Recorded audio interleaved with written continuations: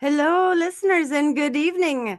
Bridge Sky here. You are listening to KISS Recovery 101. If this is your first time listening, KISS is a fun acronym. It's keep it simple, stupid, which kind of sounds harsh, maybe initially, but I liked it because I'm a thinker, and sometimes I'm an overthinker. And when I heard the stupid part, I realized I was making things way more complicated than they needed to be. And if I just kept it simple, um, it made things a lot easier. It really just dumbed it down for me. And so, but yeah, the recovery 101, we're talking recovery and we're just keeping it basics, just simplified. There's so much, I'm happy. There's so much out there, but it can get a little confusing. Anyways, tonight I am so excited because I have not had a chance. I've mentioned Thrive a lot. I've talked about how important it is to have those family members and loved ones. It's if they can understand and then just have that language and support us in a healthy manner, it's so vital. And addiction is a family disease. And so anyway, I had attended some Al-Anon meetings. Unfortunately for me, though, I needed more. I love constructive conversations. I love education based information, evidence based stuff. And I didn't go back, but I did find Thrive. Working at Minnesota Recovery Connection, and Thrive has been it for me. And I've been spreading the word about Thrive. And my guest tonight is a founder and an executive director of Thrive. I'm just going to talk a little bit about her, and then I'll let her introduce herself. She's a passionate. She's about helping families using evidence-based practices in order to help families find peace, stay regulated, create the conditions that support recovery, and more move their loved ones towards change. She believes that a healthy family gives their loved ones the best opportunity to activate recovery. She's a certified family recovery coach, a peer recovery specialist, invitation to change and craft practitioner, and Rise trained interventionist. I'll have Ruby explain what that is. But guest, I'm done rambling. Would you mind introducing yourself and just give a little spiel about whatever comes to your mind? Oh my gosh. Well, first of all, Bridge, thank you so much for having me. And I'm always so honored to really Hmm. be able to share anything I can to help anyone I can. I just feel like we're meant to be in this space right now that once we find something that works, that we're passionate about, that we're excited about, then it would be wrong almost to not share that, right? Hmm. And Yeah. so I think you're doing what you're meant to do right now. I'm doing exactly what I'm meant to do, and thank you for the introduction. I'm a passionate ally and advocate for people in recovery. And I think it really does start with the family. My background is that I grew up with parents that both suffered from alcohol use disorder. So I Hmm. grew up, as you can imagine, in this really chaotic, unsafe environment. And I didn't even know it was unsafe until I got well, which was in my 50s. And all of a sudden Hmm. it was like, oh, that's why I was acting the way I was acting. That's why I was activated and dysregulated when anything in my life felt unsafe. Oh, that's why I was a little controlling and maybe manipulative because I was trying to keep my environment safe without even Hmm. realizing that that was why. Well, it was because I had these parents that struggled. And, I love that we're talking to the recovery community because honestly, one of the barriers to recovery so often can be the fact that there's other people in the family that are still using substances. And so for you to be able to understand your family and, maybe ultimately be guided by some of these principles that we're going to talk about today, it can change the whole family ecosystem. Absolutely. Yeah, and that's my jam is to help families change the whole environment to a recovery centered family system. So I've got 4 other siblings. And I always say that it was just the luck of the draw that I didn't end up with substance use. It's one of the arguments that I always say, well, yes, sometimes environment can play a factor. Let me tell you, the way I grew up, the way I partied in high school, totally could have been the one struggling with substance use disorder. I Sure. was just lucky that the switch wasn't flipped for me, that for some Mhm. reason I didn't get the DNA. But Mhm. 3 of my siblings did, and they're all in recovery. My sister, who's 57, is actually just graduated treatment last month, Wow. is in a sober living home at 57. Mhm. So for those of you who are listening that might have a mom or a dad or a sister, and you're like, oh my gosh, this has been going on for 20 years, and she's never going to get better. My sister was 13 when she first started using, and she's 57. And there have been, years that were better than other years and times that were better than other times, but the last 2 years were really rough for her, and now she's in recovery. And so, Mm. yay, I'm so excited, Yeah.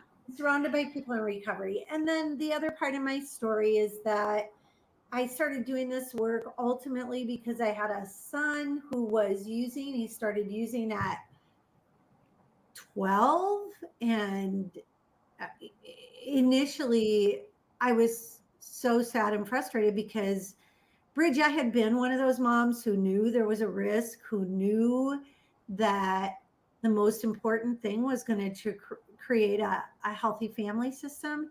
And we Mhm. had done what I thought we could do and everything that we could do to try to create this healthy environment for my children. I knew better, so I wanted to be better. Mhm. And it was completely just shattering, Mhm. to feel like everything that I did didn't change this pattern in my family. Mhm. And that was hard. And then when his substance use was activated, I was again activated. Mhm. Like Yeah. all of a sudden, I was like, my environment isn't safe, and all of those negative behaviors that I had worked so hard to change were flaring up in my family. And I was just like I had these old patterns that just felt really not aligned with the way I wanted to be. So I went out to search for how to do this whole substance use in the family thing differently. And like Mhm. and I never disparage any particular pathway, but for me, having a young, like a 13, 14, 15-year old in my home that was using, and the language even around Al-Anon for me sometimes, I'm like, addiction is a experience. It's not an identity. And I couldn't call my son an addict. Mhm. And I wasn't going to talk about him that way. And so, that threw out about three-fourths of the literature that's out there for families. Yeah. Because they all use the term addict or alcoholic. And I'm like, I'm not doing that. It didn't feel like it aligned with my values. Right. And so I just really went on this search to find things that did. And, I learned from the recovery community, Bridge, your organization, Minnesota Recovery Connection, they're my homies. I Yes. learned peer support training back in 2016, and it was life changing. And one of the biggest things that was so life changing was motivational interviewing. And Yeah. through MI, I learned how to listen better, to communicate differently with my son. I learned about self efficacy. I learned about empathy and compassion. And, I was like, why are families not getting this information? So I actually wrote a curriculum for Wow. our support groups that was centered around MI. And then this whole concept in craft, which is positive reinforcement, contingency management and recovery, and then also really allowing for natural consequences. So taking out this shame and language that is put on families. You're codependent, you're enabler. I'm like, if you had cancer as a mother, if you were caring and concerned about your person, you would not be labeled codependent. Right. And so, why are we doing this to these family members out there? So, the long story short is that in 2016, under a different nonprofit, just started a program. And, I thought I'm just going to throw a bunch of stuff against the wall and see what sticks, basically. Mhm. Mhm. But I knew there were four things that I knew families needed help with. And one was getting support in a different way. Like again, that 12-step meeting might be great for some people, but there's 350,000 family members that go to a 12-step support group every week. And there's about 35 or 40 million family members affected by addiction. So, like, that's Mhm. a huge problem, right? Right. There's millions of people every single day that are impacted by this that aren't getting help. And so, also being creative about how can we educate families, ways that are quick hitting, whether it's videos, whether, it's sharing blogs, whether it's doing workshops. We do workshops that are amazing. And then Yes. the other issue that we had as family members, Sky, or Sky, I'm like, I want to call you Sky You Bridge. can. Rocky calls you Yeah, that. Sky Bridge. It's such a cool name. It's like you have the coolest name in the world. You Thank really you. do. Thank you. So anyway, Bridge, when you Googled help for families, you would get a treatment center. And that was the way they would market is they're preying on families to pull them Mm. in and get them to send their kid to their treatment center. Often those treatment centers weren't vetted. People were getting caught up in brokering in California and South Florida. And I'm like, I'm gonna vet treatment centers. I'm gonna create a list and I'm going to walk through them and make sure they exist and make Mhm. sure they're doing a good job and find out about them. And if we're going to refer families, we're going to refer them to places that are their kid isn't going to die in them, Right. you know. And then the other thing that we do now, which is really cool, is we do like one-on-one mentoring for family members. And we have a mentoring program where we have 30 trained mentors. They're mentoring probably 45 to 50. Well, actually, they each have at least one person, and then some have two. So they're doing kind of that one-on-one peer recovery work, but for the family. Right. And then, as I learned and grew, I learned about community reinforcement and family training and how effective that was. So now we incorporate that in all of our groups. And so the work that we do is sort of a mishmash of motivational interviewing, of community reinforcement and family training. And then the Arise is basically family workshops that I do where we look at the entire family system to help Mm. sort of discover family patterns that might exist over generations, 3 and 4 generations. And it Wow. serves two purposes. And one is if I were doing it for you, I would look at your family and you would see probably some substance use in your history. Maybe it was Aunt Betty, maybe it was Grandma Joe, maybe it was, cousin Eddie, and you're like you you color it in and you see your whole family tree and there's all these reds for addiction, and you look at that and go, wow, I'm not Mm. alone, and maybe this isn't all just about me. Right. Oh, I love that. hmm So then you can start to look at, well, here's the pattern of, generations of eating disorders or generations of substance use or generations of physical illness or maybe even destructive patterns of, say, when somebody gets angry, they cut another person off. And we're Mhm. seeing cutoffs in relationships. So, how can we address those patterns and start to change them? Because really, it's that thing of hurt people, but healed people heal people. Yes. Oh, and I went to your one of your workshops. I think it was the Better Boundaries one. And Yeah. you when I heard you say that, because I've heard the hurt people, right?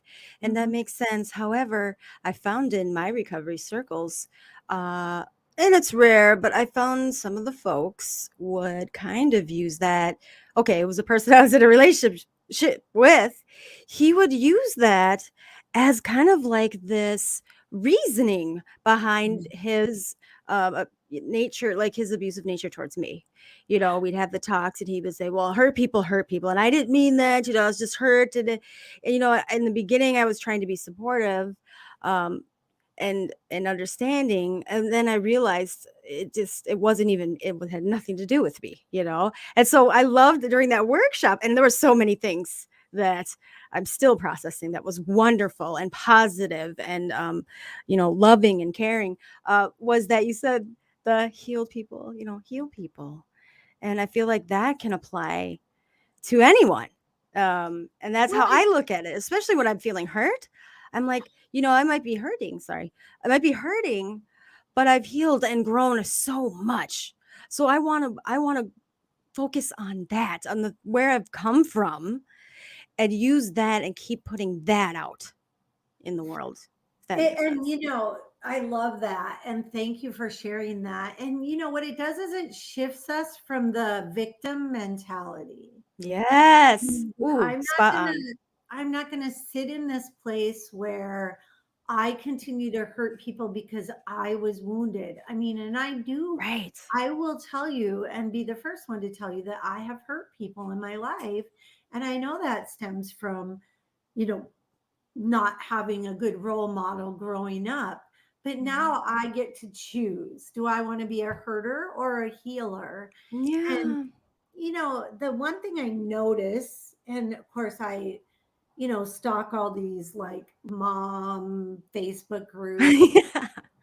Yeah. They there's two things that happen in them, and one is that it allows mothers to sit in the victim space. Oh, yeah. You Mhm. know, poor me. Like I saw a meme today, and it said, if you think it's hard being an addict, or if you think an addict suffers, just imagine what their family goes through, or imagine Mm, what it's like to be a mother of an addict.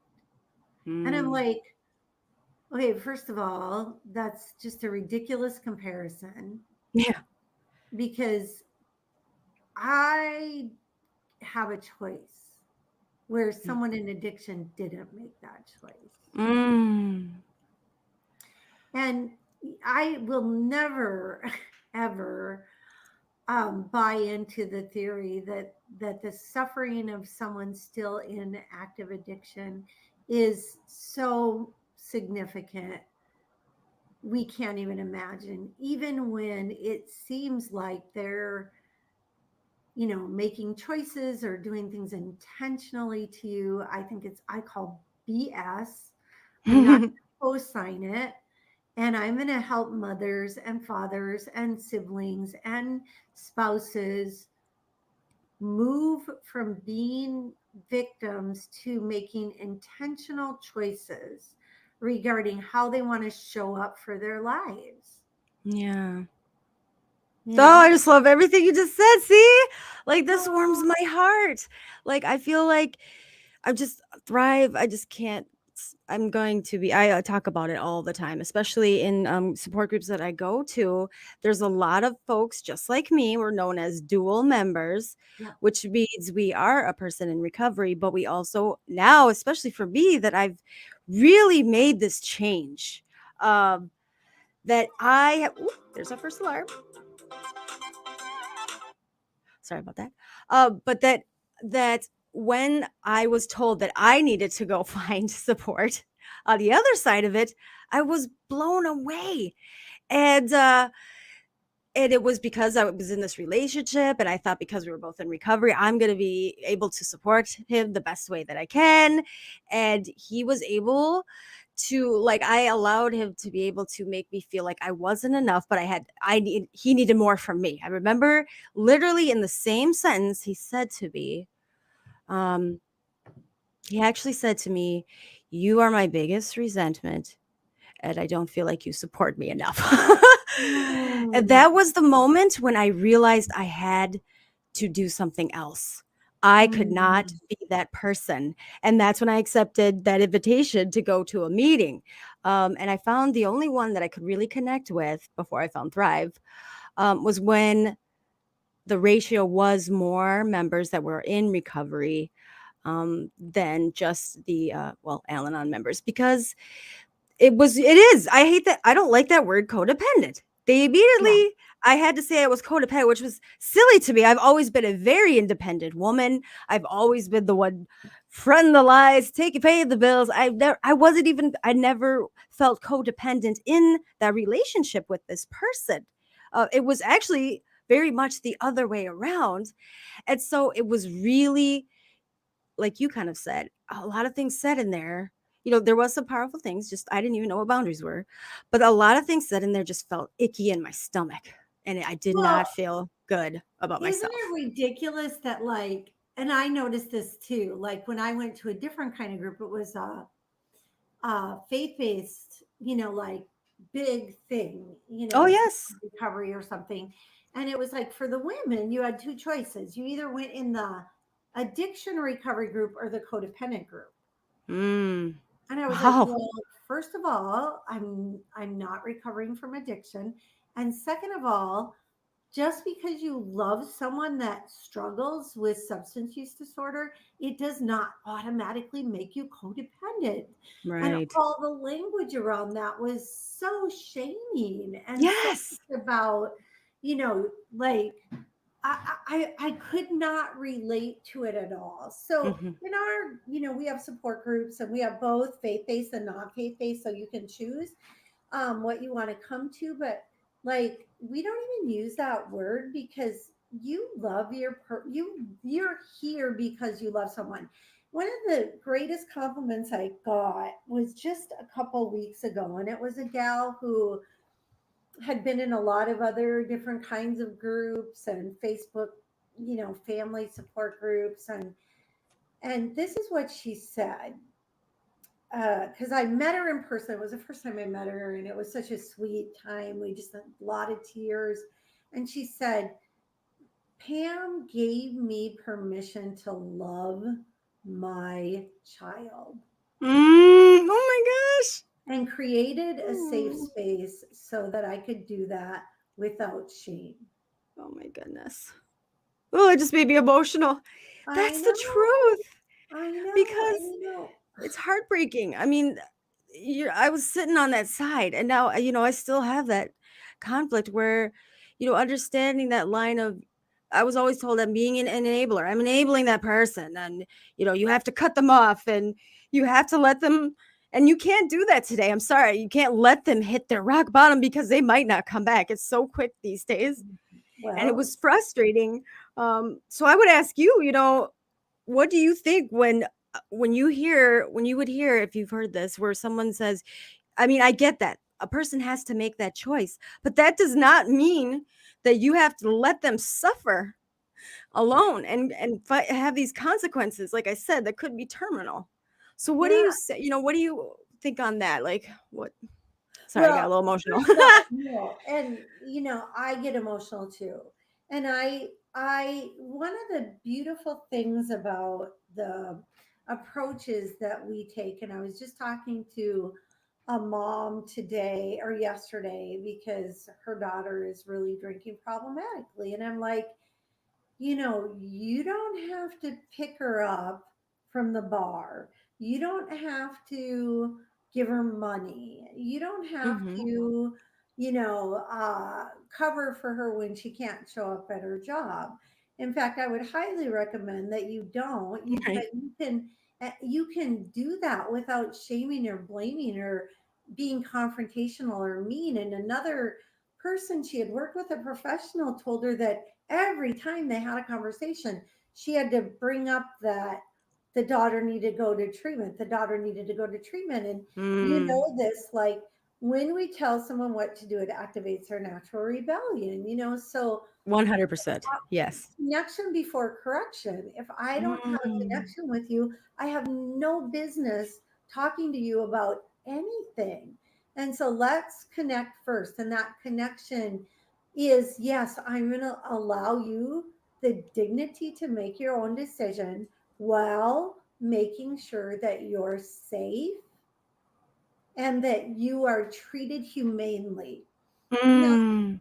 humane treatment might mean different. I mean, it might mean like way of being, Mhm. not way of doing, Mhm. right? So, Yeah. like, I might decide I can't have my son live here while he's using drugs because it's not safe for my 13-year-old, but Right. I can still treat him humanely in my Mhm. way of being, you know? So it's, so there's this humanity that comes into play with this, where in some circles it seems to be okay to just treat your person like they're a poop on the sidewalk, like Mhm. that you have to be mean to them, and that the Mhm. only way they're going to change is if you're mean to them. But the science doesn't support that. It actually supports that if we connect with them and we're compassionate and we come alongside of them and we collaborate and we allow them the efficacy to make decisions and empower them to do that, that it works in, you know, 6 times greater to get somebody into treatment. It's kind of why harm reduction clinics work, right? Right. Yeah. Okay. And they build connection with their, social worker or case manager or whatever. And then eventually they have these safe conversations. And then guess what? Next thing you know, they're asking for help. If Right. a person doesn't feel safe with you, they're never going to engage in help with you. Right. 100%. And if I know for me, it took that one person that genuinely I felt genuinely just cared about me to care about me. Hmm. Supported me because they wanted to, not because they had to. Sorry. And I just remember that was when I realized if this person loves me, um, and she just unconditionally loved me through all my years of well that she knew me, knowing that this person loved me at least gave me that opportunity to feel like, well, there must be a reason that I'm worth, trying to love myself because I really hated myself. I could have 100 people telling me what I already do. That wasn't going to make me want to change anything. Hmm. But it took that one person that made me feel like, okay, I do have a right to be here and I should, it made me make that choice. But I'll tell you, yeah, the shaming and the blaming and the punishments and the consequences, all that did was drive me further away, Right. and shut everyone out. And I know there's going to be a family member listening and going, yeah, but you don't know how they treat me. I can't, Hmm. I can't be around them because they're so mean to me. Right. And I'm Sure. going to address that really quickly in this way. First of all, um, usually it takes two to tango. Yes. And so when I treat someone meanly, their propensity is to be mean back. When I treat someone kindly, their propensity is to be kind. So the the net of that for us in our family was that my son was never mean to us. He didn't steal from us, and he treated us with honor. And some of the practical things, like even when my son was using, my husband would pick him up and take him out to the wilderness, you know. And Hmm. the first couple days were hard because he was in withdrawal, but he just took him out and leaned into him and connected with him. And it just, that connection didn't ever waver. So I think that when, even though you're not responsible for your loved one's addiction. You are responsible and complicit if you're engaging in negative conflict. Absolutely. So we can contribute to the addiction by being confrontational or by yelling. Sometimes we think the only way that person will hear is to yell. Or sometimes it's so hard to see your loved one skinny and nodding off that you say and do mean, shaming things just to protect yourself. And I Mm. get that, but it doesn't work. And then the other thing is, we need to learn the boundary thing, like you said, where part of the reason why people are mean to their loved one who is struggling is because they're so mad at themselves because they threaten and repeat and they try to set a boundary and then they never follow through on it. Mm. So all it does is make things worse. And you become this threatening, nagging, repeating. I always say you sound like Charlie Brown's teacher. Wah, wah, wah, wah. Yep. And they're not going to listen to you. So, like, I don't think anybody should be a doormat. I don't think you should tolerate abuse. What I do think is that if so, and again, I don't want to be inflammatory here, but what I'll say is that if, let's just say, I can dog you and I can dog you and I can dog you, and after the 15th time you get mad and give me what I want, then that pattern works. Right. Oh my gosh. Yeah, that's well, yes, I've learned that. Both sides, you know. Um, and I would I forgot. Okay, so this is a live show. Listeners, we do have a couple comments. If you have any questions for Pam or about Thrive or supporting family members or what, I know in recovery, it's like I remember um I really wanted some of those relationships to work, with quote unquote family. But I couldn't, they were so busy, telling me why I was a bad person or why they couldn't forgive me or whatever. I just remember I wish I had things that I could have said. So maybe like I would love for a listener to ask, like, what's something someone in recovery can say to a family member? And I've just been telling them, send them to Thrive. uh, but what's something that they could say to really instill, like, I'm I'm really trying. I made this new path here. I really need you to believe me. I really need you to support me. Like, what would you suggest to someone in recovery that at least could maybe open a window to just that respect, that boundary? Because I felt like in recovery, it was really hard. I wasn't allowed to set boundaries. I wasn't allowed to ask anything of those family members that felt wronged. So how could I guess right now, if I were to think of somebody specifically, if I ever were to even consider, trying to build that relationship, what I could possibly even say um, that would have them understand that it's very hurtful and painful. Communicate that. What would you say to your someone in recovery that you love? Like, what would you want them to say to you to kind of lock in, like, hey, I didn't realize this is how it really affects that person. Yeah,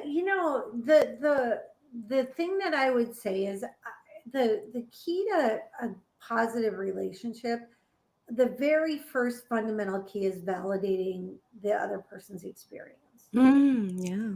right? So, Yes. your family, you're in recovery and you're trying to make things right. And like, I get that. And yet, maybe you've, used for 10 years and Oh, okay. That's our hot seat alarm. Just finish. Go ahead and And finish. I'll just finish this thought, but maybe you did some damage, right? And Oh, so I absolutely. think going back a bridge, if you were the one in recovery or let's just say you were the family member, I'm in recovery, I would say to you, Bridge, I really do understand. I'm trying to understand. And I know I can't put myself in your shoes. I am trying to understand what I put you through. And what I want to know now is what you need from me to feel loved and supported. I love that. What do you need from me to feel loved and supported? Oh, that's And 90% of the time, you know what they're going to say? what? Just stay sober. Sure. Yeah. Really, I mean, honestly, families tend to forgive and come around fairly quickly when you're Yeah. walking the walk and they see you walking the walk. And Right. so, I think like your job in recovery is to do whatever you can, first and foremost, to stay in recovery. And then, as much as I didn't find my pathway through Al Anon, I do love the 12 steps. And I love the idea of not just saying I'm sorry, but truly making amends by saying, what do we need to do here in order to make this right? Right. Yes, because that just opens up that communication. Okay. What does that sound like to you? Yeah. Sounds like rain. Does it? How about that? Is it closer? Does it sound? It's supposed to be fire. I can't Oh, get this right. fire. That's what it is. Yes, It's it supposed to does sound sound like hot. that. I keep trying different sound effects, but uh, none of them sound like fire. Okay, so you heard the couple of alarms. So what that means, Pam, and to the listeners, is this is the segment is known as the hot seat. And what is that? That is three hot and sometimes very heavy questions that I ask that are meant to be, deeper questions that wouldn't be just over coffee chat questions. But what my thought process behind it was that there's a lot of questions I used to ask myself, and I would be listening and I would hear someone, their answer I could connect with. And it just opened my heart and my mind. So that's the hot seat for you, Pam. And really quickly before just a couple of Facebook users said, hello, Bridge. Oh, Mahana's on. He's the host of the Rise Up Hour. Hi, Mahana. He says, Pam, you are such a great source of information. And that's why I refer families to you all the time. Oh, yes. Okay. And yes, we talked about you a lot today, actually. Okay. So here we go. Pam, are you ready? I am ready. Okay. And of course, only share what you feel comfortable, but I think you're quite an open book. So here we go. Question number one, Pam. What's the most inspiring leader you've learned from? Okay, two. Um, and for very different reasons. But the first one, I just am inspired by Mother Teresa. Mm, And the reason is because she just loved people. She rolled yeah. up her sleeves and she got down in the dirty, and it didn't matter how dirty, it didn't matter how ugly, it didn't matter how hard. She just did it. Like Mm, she wasn't a talker, she was a doer. I love her quotes. I think she's amazing as a same. human. But I loved her. She inspires me all the time. I'm like, I want to be like Brene Brown and Mother Teresa. Yeah. But the other person was someone I met in recovery, who's my recovery mentor, and you might know her. Her name is Chris Kelly, Oh my gosh, yes. and Chris is on our board. But the reason why I choose Chris is because I am not young. Yeah, I am 60 years old. And I started this organization when I'm like 55 or 54. Mhm. Like, what the heck am I doing? And is this even going to work? And nobody's doing it. And how do we fund it? And all these things that I had in my head, crazy ideas. And Chris is like, yeah, yeah, you could totally do that. She was the most affirming person I'd ever been around. Mm. And really just never said, and even when she says no, she says it in a way that's like, oh, you could do it that way. Yeah. Yeah. Have you thought about this or have you thought about that?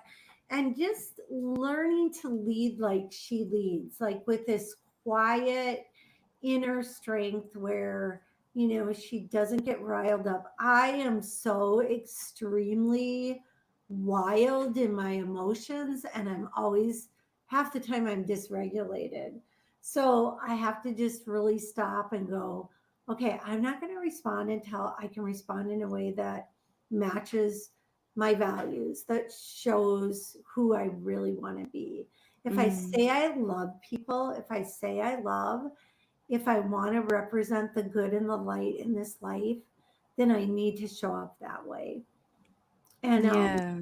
so learning from her how to stop and pause and be really intentional about the way I say things, and being sensitive and empathetic to other people's feelings.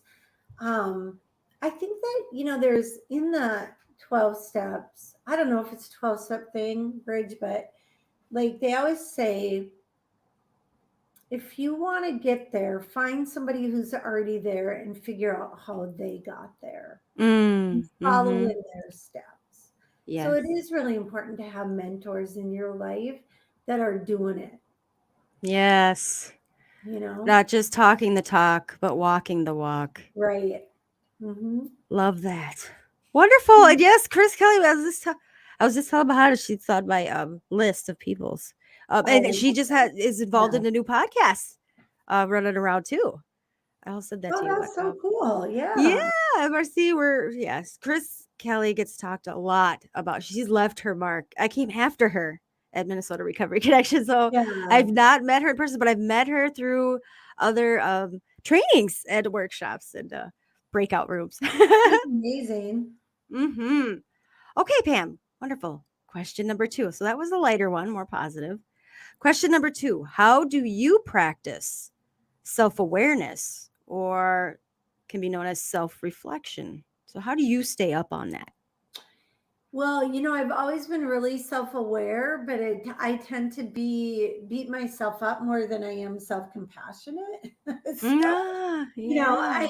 I I I can be aware of the fact that, I just left the room and I talked too much, or, I just responded and I wasn't intentional, or I responded in a way that, I was too quick to jump to a conclusion. And, it's really, none of those things were taught to me when I was young. Like bless my parents, they did the best that they could. But, at that generation, my dad is passed away from the disease of addiction, but my mom is still alive. They didn't really learn communication skills, or, self-reflection, or self-awareness. Sometimes it was just like, this is who I am, and if you don't like it, screw Mm, you, right? mm-hmm. Right. So I do a few things that are really, really important to me. And so just full disclosure with the audience, we lost our son to an overdose in October. And there were some practices that I had in place that have allowed me to get through that in a way that I know, had it not been for my own personal recovery, I never could have gotten through that. Right. Right. And one is that I always wrote, I journal every day. Mm-hmm. And I think even just starting small, journaling to prompts initially, if that's helpful, but just once a day, writing something, even if it just starts with, here's what my day was like yesterday. But in that journaling, after Jake died, of course, he was in recovery. He had a 24-hour relapse. And I had Mm. really big questions, like, why? You Yes. know? And it felt really unfair. I do all this work, I help all these families, I save all these lives. And fuck you, God, if I can say that, excuse me, you Oh, can say yes. that. This is, yeah, you're good. No Um, censoring. like, if anybody deserved to have their kid live, it was me. Yeah. And journaling really helped with that. So that's, Yeah. just asking those big questions. And then the second thing for me is movement. And I'm a big outdoors girl. My husband has a nonprofit program where he takes people out to the wilderness. And I think that Wow. self awareness and intention comes from we backpack hike in Colorado, disconnect for 6 days, connect with God as we understand God, and connect with ourselves. And I mean, like, you're kind of vulnerable, right? So I think putting yourself in these vulnerable positions where life isn't easy, like where you're challenged. Mhm. If I'm just surrounded by easiness, like if I keep myself in the same comfortable spot all the time, I'm not challenged. My vulnerabilities don't come out then, Bridge. Right. I Right. can create any world I want to just by staying in my comfortable place. But it's when we get out of our comfort zone. And so being outside and then movement was a practice. I walk, I listen to music. Um, I do, I read uh, inspiring meditations.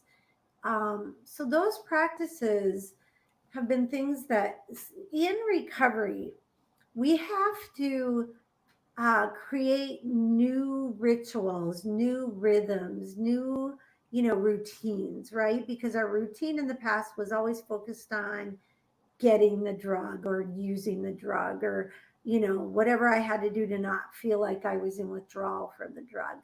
Whereas in recovery, it's these new things that I'm going to put in my life that are, when I work with families, I'm like, okay, when you're dysregulated, you have to go back to your routines. Those routines will help you become the person that you want to become in that moment when you want to just, you know, say screw the world and blow your top or do whatever. So, Right.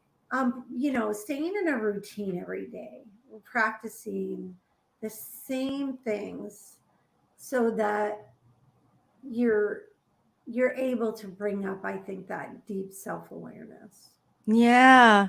And no, and with practice and everything, and when, like you said, things get thrown off, or but it's being able to self-regulate yourself, Yeah. or using those things. Oh yeah, 100%. Love that. Mhm. Okay. Okay, question number 3, final question, Pam. What's something that you just learned recently that you wished you knew a long time ago? It could Whoa, be a lot boy, of things. that's a tough one. Um, the greatest lesson that I have learned since Jake's death is that there are just some things that will never make sense. There are answers that you will never get. And I am a problem solver. I'm like, you can work your way around any problem, right? Like every single problem has a solution. And this didn't have a solution, Bridge. Right. Death doesn't have a solution. The why doesn't have a solution. Right. And learning to be okay with that. Like, there are just some things that you have to sit in and be okay with and accept because you'll never have the answer. Right. And maybe you're just not meant to. Maybe that's part of the growth is to just be okay with not knowing. Yeah. Oh, I love that. Well, and I find too that um so I've been doing I have my own grief, and I actually have a grief recovery mentor. And in that handbook, one of the first things I had to do was just do a timeline, right, of grief. And I didn't realize, I thought grief was just people dying. I Yeah. didn't realize it's a whole plethora of things. Um, and I love that you said that, because just seeing that timeline helped me realize a lot of things in my life, my patterns, my cycles. Um, and my most recent experience with grief, literally, it was 2 3 hardcore days of tears and talking to my higher power. and and just accepting, that this is what it is. But feeling those icky feel the sadness, because I do the whys that would, that would right away bring up the anger. Okay, why me? Why did this happen? Mhm. How could they have made this choice? But realizing, because of the growth that I've had and this grief recovery that I've started, I knew that I needed to process it out fully. And it literally took me 3 days of just Mhm. crying, and I would reach out a little bit, but really it was just within myself. I had to let myself process those emotions, and I was not used to that. That's not my jam, but I knew there Mhm. was no other way. So I love Mhm. that you said that. I love that answer. Well, thank you. And I just love when we are taken to that place where we have to really just, you know, like, why was I born into a family that had mother and father that had alcoholism? Why did my Mm. dad die at 50? Like all Yeah. these things, like, why did it have to be me? And, Hmm. I mean, I will challenge anybody and say, well, why not? Like, here we are. This is the way it is. And we're never going to know the why. And so what matters is what we do in the next minute, Absolutely. you know? And you're an inspiration, because Mm. biggest fear of mine, of course, speak of the devil. My daughter's on right now, Miss Julia. She's 11. That's how open book I am. I want my kiddos Hi, to hear that. Julia. She's here. She's away from me right now. She's at a cabin. Oh, She's she's been gone away. for a while, so I'm really surprised she never shows comes on. So this is great. But losing my child, I don't know. I have five. I feel like my higher power is planned. That's an insurance policy. That if Yeah. something happened, but you give me hope, because I don't. I want to like. I want to take your advice and just start writing and processing what would happen. And I know for me, my childhood was not good, and I remember a lot of my life was the why me's. The I deserve this, or all these things. And when I finally survived, I remember thinking, hearing something connected, the dots connected, and I realized all that lived experience that I lived through those experience. And that was I was meant to survive those things, because when I was started to share my story, someone could connect and believe that you're not alone, and you Hmm. can overcome it, especially when you got someone right there who's gone through it too. So I Hmm. felt like that was the way I could finally move on from my past. I love that saying, don't live in the past, or the past won't let you live. And that was Hmm. me. That was me for so long.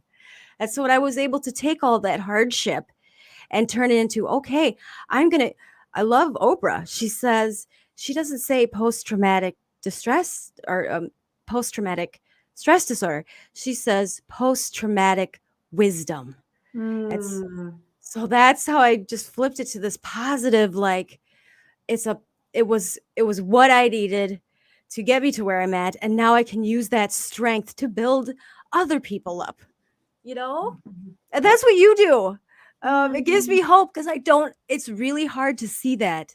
It's just a lot of not know. The not having that knowledge. Just recovery language is such a easy small piece, but a lot of people don't understand it or know it unless you're on the Well, other side. and I think, don't you think, Bridget, when we've grown up in an environment where, it wasn't super affirming or positive or validating, that it's easy to just pound yourself with these negative messages like, I can't be effective, or, I'm too broken, right? I mean, Right. I'm so broken that I remember when Jake died, I even thought that, like, oh my gosh, we were so broken that he just couldn't be fixed. And it Yeah. was, sad and discouraging. And that's, I think that's the antithesis of light. Like, I believe in light and dark and good and evil. And, Yes. I just think there's forces in the universe that want to hold you back from being effective. And those lies that we tell ourselves keep us from stepping into our purpose, which is such a huge part of recovery. Oh, absolutely. I 100% agree. Yeah, it's good. That's why I say bridge recovery. Like, I like the idea that I will always want to work towards a better version of myself. Like, I feel like I've reached where way past I ever thought I'd be. And so that just for me is like, I love challenging myself, and I love putting myself in the fear situations, not fear like safety fear necessarily, but things that I don't know, or that I feel like I might say the wrong thing or not do it right. I don't care anymore. Like, I'm like, oh, this is something I need to throw myself into. And that's the only Mhm. way that I've been able to grow. But yes, definitely I just know I have a lot to learn. And with Thrive, just the resources that, and I've posted your link, but also, do you want, real quickly, before we do have our last segment, which is fun, real quickly, do you want to talk about any things that you have coming up? I know that you guys have it's like every day, right? Support meetings, virtual and in person. Yeah. So the summer things are quiet as far as events or anything like that. So we don't have any workshops that are starting until the fall, but we do have a way on our on our website for you to sign up for our emails so you can get notified. But we have groups that are listed on our website. We have, I think, 7 groups that meet virtually every single week. So, Wow. we have a 10 a.m. on Saturday, we have a noon on Tuesday, we have many in the evenings. We have a group bridge just for partners on Yeah. Thursday nights. And then we have in person meetings in the metro area all over. So you can check out our website, Thrive Family Recovery Resources, and then go to the support page, and it kind of, and then we're helping with the overdose awareness event that's going to be on August 31st for people that have lost a loved one. And then, of course, there's a lot that's going to be going on in September for Recovery Month. And so Yes. we'll be promoting and coming alongside all of these amazing organizations like Minnesota Recovery Connection, Rally for Recovery at the Twins game, the Walk for Recovery, the Spirituality Breakfast. There's so much going on in September for recovery.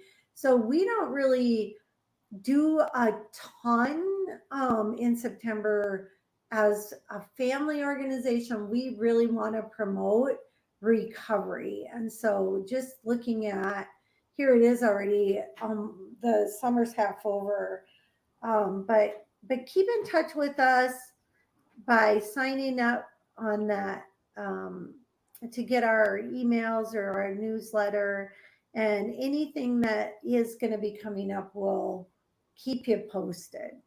Yes, and I gotta say, so when I was fresh new, starting my recovery core commitment term there at MRC, I got my first call where it was a mother, and she Mm, was sitting in a coffee shop.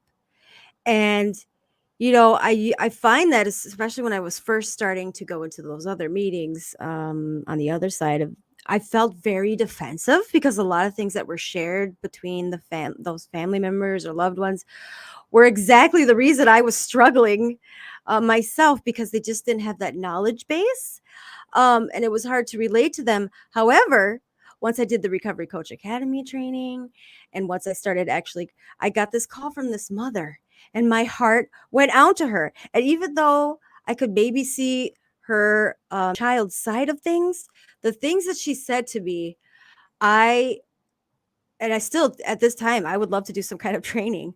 I I was scared for her because she said that she knew she had to say something to him, but she was scared that when she asked him to leave, he might do something to harm himself. He might do something. So it was like so I walked into Jessica McNeil's office. I'm like, okay, I looked at this Thrive website, but I need a direct contact. Like, I need something. And he gave me your name and your yeah, number. And yeah, it was so wonderful, because it's not that I wanted to, like, just give her to somebody else. But I knew he said, no, Pam's wonderful. And what was great is this woman literally called me the next day and just thanked, she said, thank you so much for Pam. She walked Oh, me through it. She called me down and she felt like she actually had real support where yeah. she was alone in it. So thank you for that, Pam. One uh, little thing that we do a lot is we do practical language skill set, so like, how do you say this? Like, people don't know how to say something in a way that's non-confrontational. And mhm, so it really does help families to be equipped with actual skills, right. kind of almost like taking a DBT therapy group, where like we're going to give you language so that you can communicate collaboratively. Oh, And yes. I mean, it's so like revolutionary for family members. So anyway, thank you for that. That's so kind. And I love you. Yes, I love you. Oh, and yes, oh gosh, DBT, that changed my life. I did that Oh, totally. 18 months program and those skills save my ass Yeah. sometimes on a daily, weekly basis. So I'm okay. with you on that one. I said it saved our family for sure. Yeah. Yeah. Okay, so we are gonna get into some fun stuff now. You ready? Ready. Can you hear that? I can hear.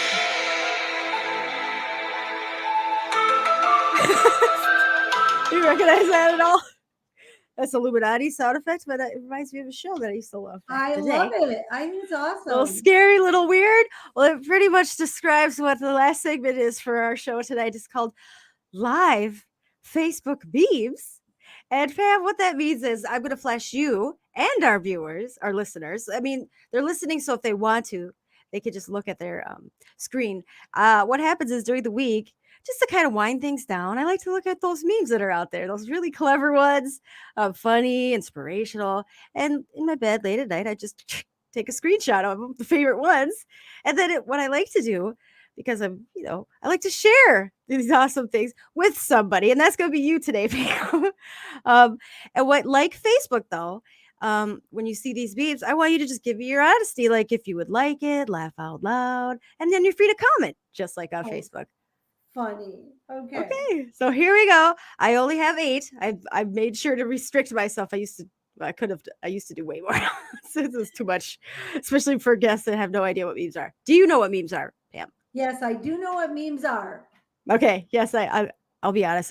I did creep on your Facebook page a little bit, and you had some great ones. So I'm like, oh, she's gonna be perfect. Okay, here we go. So meme number 1. And if you could, there are some people that don't have the fancy smartphones. Just describe what we're looking at here. Oh my gosh. A baby laughing that says, the good news is that you get your feelings back, and then screaming and saying, the bad news is you get your feelings back. That's recovery.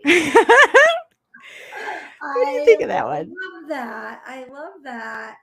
And I think that's like you say in this meme, the hardest thing about recovery and the best thing about recovery, right? Mm-hmm. Is that Yeah. you give yourself permission to feel again. And, you're not covering up those feelings, which can be difficult and painful. And you can be on this struggle bus at any given moment because you're mad or sad and you don't have your typical way of coping.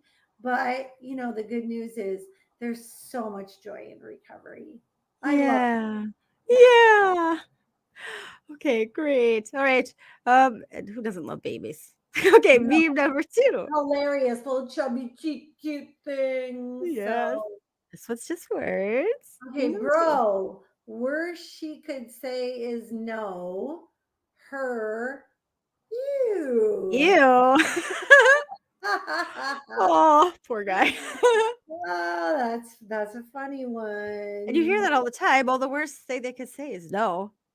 And so you're not expecting the ew. Ew. Ouch. Okay, that was just silly. I like to start off with the little light ones. Okay, here's the next one. Boundaries are the different distance at which I can love you and me simultaneously. Well, I use that in my class, my workshop, and I love that because I always think that like I want people to learn how to love well. How can I love you even when you're really unlovable? And that's boundaries. And then when Yeah. I set a boundary, I feel safe. You know what I always say? Healing happens in safe places. Mm. So a boundary keeps you safe when you set it so you can heal. And when you Yeah. heal, you begin to really love yourself. So Oh I, my gosh, yes. yeah. And yes, and I love this quote. Uh, I don't even know who that person is. Prentice Hemphill? Oh, yeah. I didn't know that was the person that wrote it, but yeah. Apparently. Um, and when I finally understood what boundaries were, because it was a process for me, I remember my resiliency to it was, why do I have to set these boundaries for myself? I'm not the one doing crazy things and breaking down, breaking stuff and acting erratic and getting the police. I'm not doing anything wrong. Why do I have to set boundaries for myself? Right. And so Yeah. when I understood, what locked it in for me was, I can't, obviously, I know that I can't control anything outside of myself. The only thing I can control is myself. And so understanding that these boundaries are for myself, they're like a promise to myself. And Yeah. if, like, I don't And want to break when promises to myself.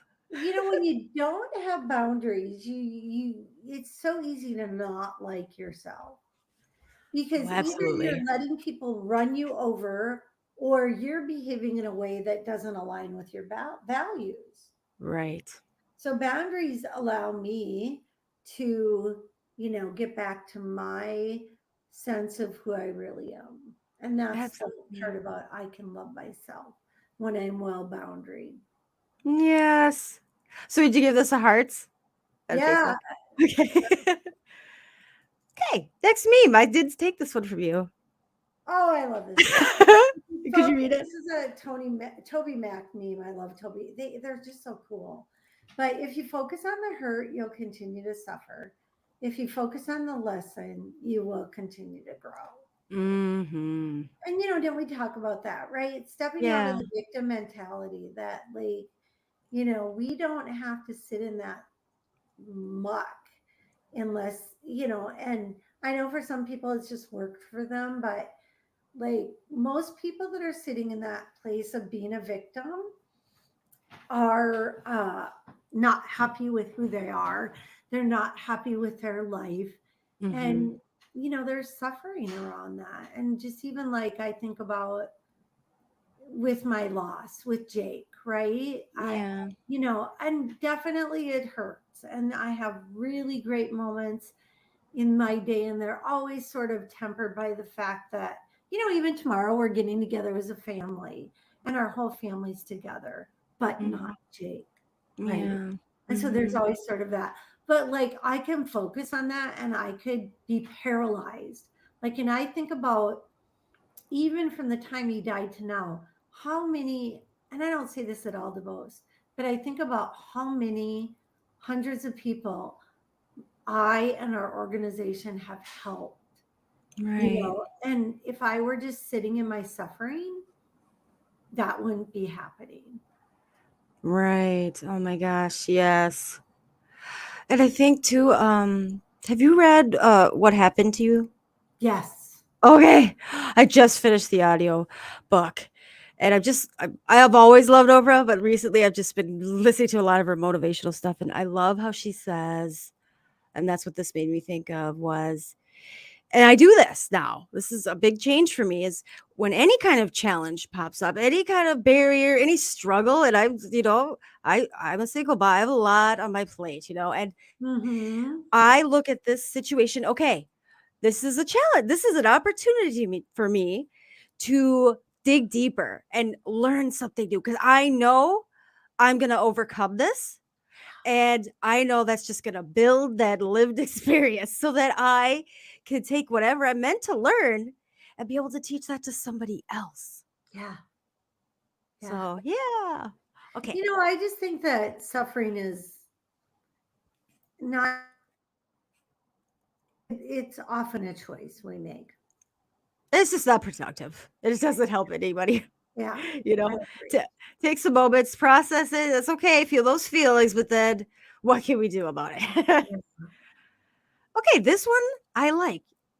Go ahead and read that one. Again, words again, sorry. Okay, this is a good one. True self care is not salt baths and chocolate cake. It's making the choice to build a life you don't need to regularly escape from.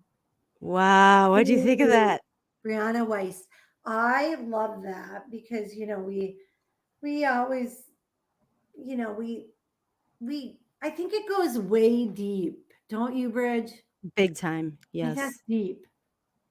Like that is so deep. But like I don't, sometimes I'm not saying a pedicure is bad. I get a Mhm. pedicure once a month, Mhm. but a pedicure isn't going to help me become a better person. Self Right. care isn't just like, I'm going to go get a massage and pedicure and be selfish, Right. right? I'm going to take care of myself in a way that gives me the choice to do something different, to build Yeah. something special. And that's so not selfish.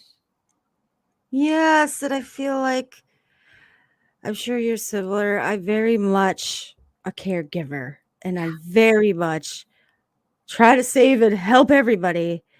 And if I'm really, it's still hard. I'm really Mhm. trying hard now to make that effort every day to what self care means to me is looking inside myself and doing things that I find fulfilling for my soul. Like if that makes sense. Like, yeah, it's Yeah, not the outside things, like self care on the inside. right, No, that just right. lights my little spirit that, kind of refills my cup, on my own. Like I don't need that outside stuff, like stuff that I'm like, Yeah, okay, I rejuvenate. Let's do this again. right, right, exactly. Yeah. Okay, here we go. This one I think is funny. Oh yeah, it's cute. What All do you see there? righty. Oh my gosh, I love kitties. There's a Just little feel- cat with a look like, what? Um, it says, when someone has explained something to you 3 times and you still don't get it, so you just smile politely. Yep. Oh, that's a good one. Sometimes you just have to go with the flow. Yeah. And it's Um, happened sometimes too, especially if there's a lot going on. I get distracted very easily. They literally, even after twice, I'm just like, now I should have understood this. I'm just gonna go ahead and go with it and wing it, and I'm pretty sure I'll figure something out. right, It'll eventually right. sink in. Oh, I love that. That one's so cute. I love kitties too. We have 2 kitties at home. Yeah. I think Okay, this animals one. are the bomb. Oh my gosh. Yes, they provide that just loyal, unconditional support. Yeah, Okay, this is kind of funny, but I found very true. And I'm not a therapist by any means. However, as a peer recovery specialist, working with my peers and stuff, or even just my best friends, some of my best friends, this applied to me. yeah. Okay, chubby robot. Let's see. When your friend is venting to you and you get angry on their behalf, therapized. I love that one. Yeah. Oh, I think it says therapist. Oh, therapist. you know, and I remember I've had moments where whether it's my peer that I'm working with or like a bestie, I'm so mad and heated. They're just calm. I'm like, how are you not more upset about this? Why did you do this or say that or And they're like, more mature, I guess, or just wiser or whatever. I don't know. Oh my gosh. That is true empathy though, when you're, you know, like, oh, I'm mad for you. Yeah. Yeah.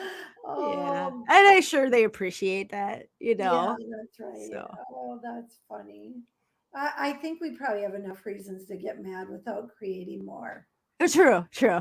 Yeah. Okay, last one, Pam. You ready? Yeah. It's usually supposed to be inspirational. Okay. All right. Oh, this is one of mine. What if we focused on loving people rather than fixing people? Yeah. Like how I threw that in there. Mhm.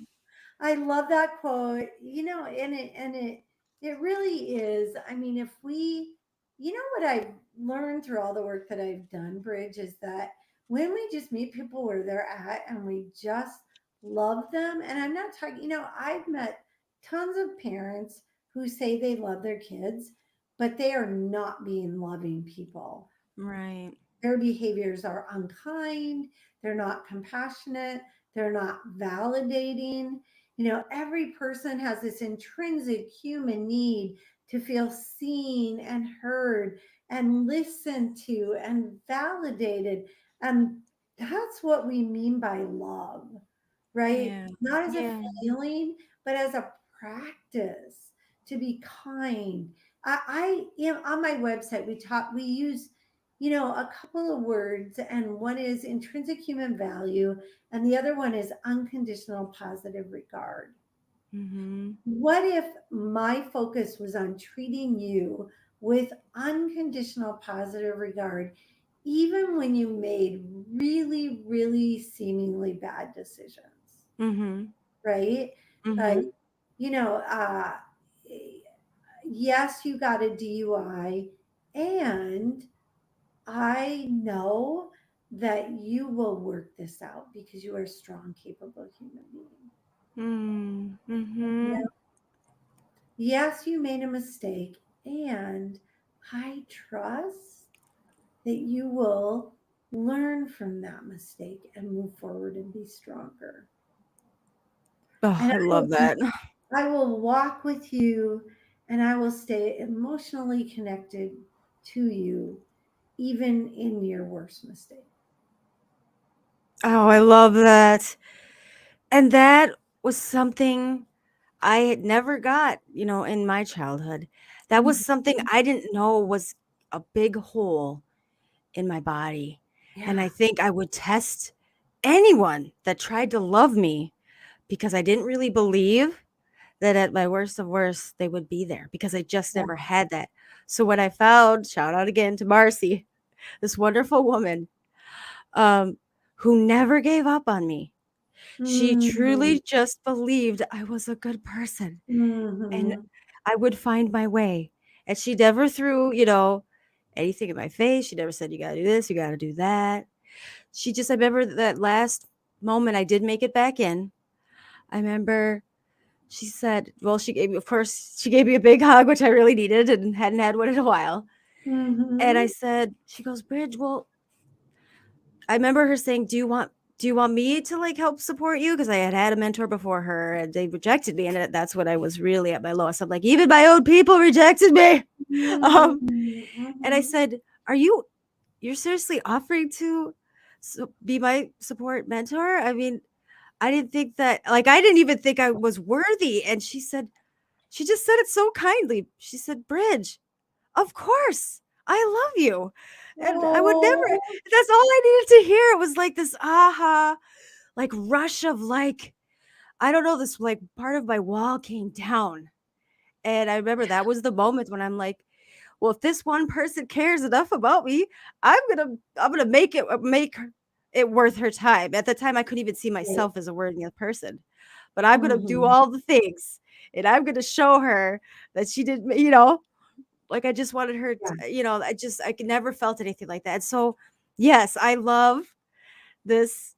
And tonight, I never heard that before. I think I just could have missed it, but the connection, you need that connection before any kind of Mhm. correction. Right. 100%. And Right. and with my like that relationship that I was in, I realized I couldn't be that person, right? And so what I would say to anyone else like is, you know, help you can I like that's what I love about Minnesota Recovery Connection and Thrive is that because those front row people, those people right in your house, in your circle, those are those people that I know, can count on, and you think that they have to be there, do all these things, and but that's always going to be this. It's 9 times out of 10 going to be this unmeasurable expectation, which builds resentments. And Right. so, Right. reaching out, just getting them to reach out to you at Thrive, or getting them to reach out to me at Minnesota Recovery Connection, just to start to make them feel a connection, help them feel like they can be understood. Right. Um, can really begin that whole path and they can find their way back, you know? But yeah, it begins that path of realization. And I love that. And we're like allies. It's like a team. It's like this allies thing. And I just love that because I'll get those angry, parents or siblings. And I tell you, some of those things I really pause because I don't want to, Yeah, react because I'm thinking, wow, some of those things you're saying are pretty harsh. I wonder why. They're just 5 minutes telling me why their son or daughter is this terrible person. And I'm like, okay, so why don't you have your person give me a call if they want? I'm going to have you reach out to, here's this great website, right, because just to, because I know that they're not in a place and I'm not in a place, to be able to, or feel, able to, in a constructive way, guide them because I felt like there was a couple times I mentioned a couple things to maybe have them see the other side or maybe look at how they're talking might not be the best approach and they immediately were right. like, you're just telling me I'm wrong, that's because you're blah blah blah, and I was like, okay, Yeah. back away.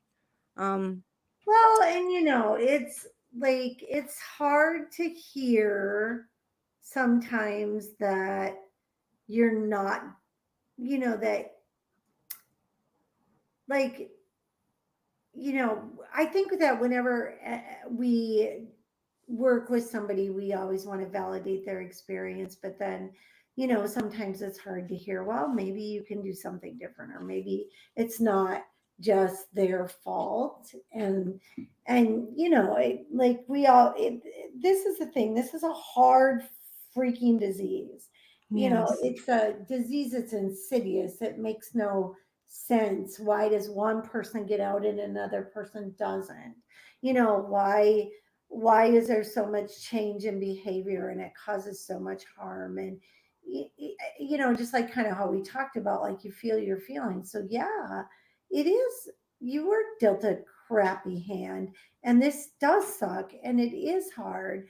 And I imagine you're calling because you want to do something different. Right. And so let's talk about what you can do differently. And let's just start there. What can you do? What maybe can't you do? So, but the beauty of all of this, and this may be how we can wrap it up, but you Yeah, know, final um, thoughts. recovery is possible, change is possible. Families do heal, families do get well. And I have seen hundreds, if not thousands, of families where it started with the family member, with the loved one, and how, as they changed their way of being, as they started doing things differently, the dynamic in their relationship with their person changed and their person got into recovery. And so, Yeah. and here's the other thing I will say really quick. This might be is that all of this work, in spite of all of my best efforts, my son still died. Hmm. And because I walked through it the way I did, with honor, treating him with dignity, treating him with unconditional positive regard, I remember thinking to myself, three things. One is, if my son got sober, would he want to have a relationship with me? Mm. Or because I had done my work. Two, if my son got sober, would he want to have a relationship with the God that I profess to believe in and represent? Because it was a God of radical, wild love. And Mm. then the third thing was, and if he died, would I have regrets? And what would that look like? Wow. What would that last text look like? What would that last look that he saw in my eyes? The last conversation we had, you know, what would he see? What would he hear? And I knew myself well enough to know I could never live with myself if it wasn't love. Mm. Oh my gosh. And so the work that I do at the end of the day is not about the person getting well.